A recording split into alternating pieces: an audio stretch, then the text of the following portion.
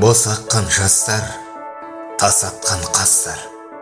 Кешірілсе, ыза кекпен қарасақ та, қуанышы асқан, мейірімі тасыған, өміріңе айналады болашақта. Сондықтан таста, өкпелеп босқа, құртпашы жүрегіңнің мейірімін. Кірлетпе ласқа, кисе де маска, сол кезде кетеді екен түйір мұңың.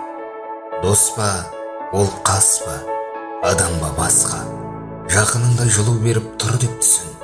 Достықтан қашпа, ашуда шашпа, сен сонда адамзатқа құрмет.